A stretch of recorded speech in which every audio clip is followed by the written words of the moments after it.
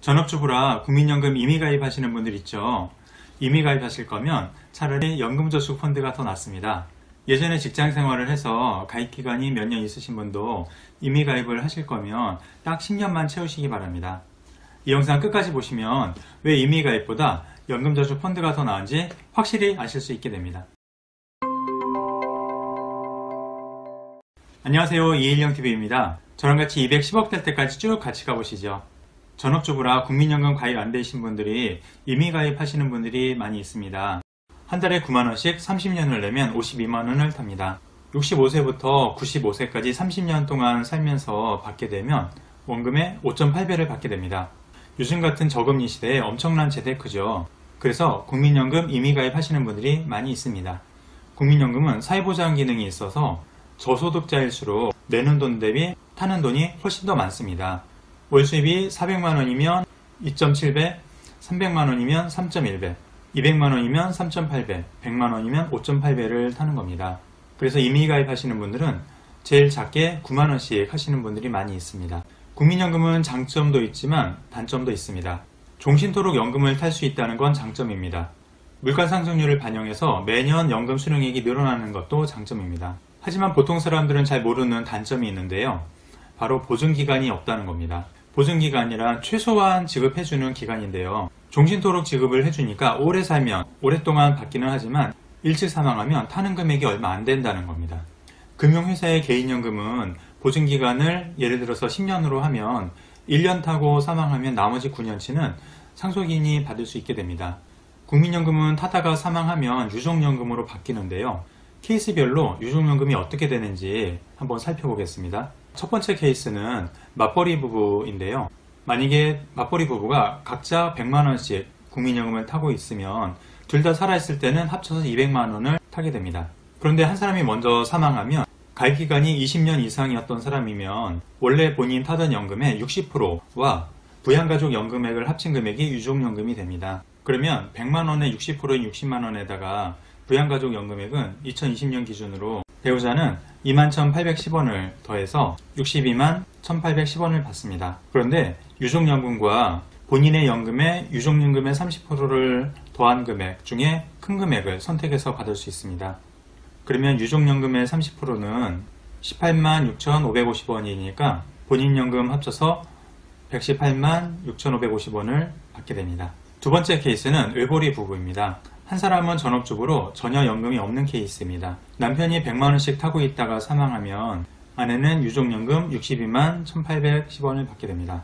세 번째 케이스는 외벌이 부부인데 아내가 임의가입을 한 케이스입니다. 남편이 100만원씩 타고 있고 아내가 9만원씩 30년 납입해서 52만원씩 타게 되면 둘 다 살아있을 때는 합쳐서 152만원을 타게 됩니다.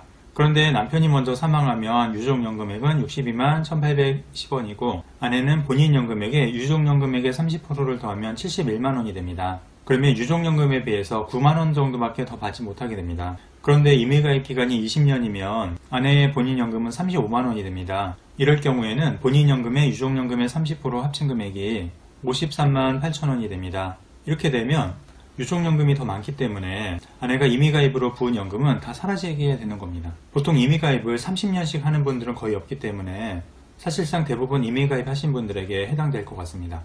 이 경우에 아내가 먼저 사망하면 아내의 유족연금은 52만원의 60%인 31만원에다가 부양가족 연금액을 합쳐서 33만원이 됩니다. 그러면 당연히 남편의 본인 연금액이 더 크니까 유족연금액은 포기하고 유족연금액의 30%인 10만원을 더 타게 되는 겁니다. 네 번째 케이스는 외벌이 부부인데 아내가 국민연금 임의가입 대신 연금저축펀드를 한 케이스입니다. 임의가입이랑 똑같이 9만원씩 붙는데 붙는 기간의 수익률은 연평균 8%, 개시효 수익률은 연평균 4%라고 가정해 보겠습니다. S&P 500 지수의 50년 연평균 수익률이 10.6%였으니까 8%는 보수적으로 봐도 가능하겠죠. 이렇게 해서 국민연금처럼 30세부터 60세까지 30년 붙고 5년 거치해서 65세부터 탄다면 한 달에 87만원씩을 타게 됩니다.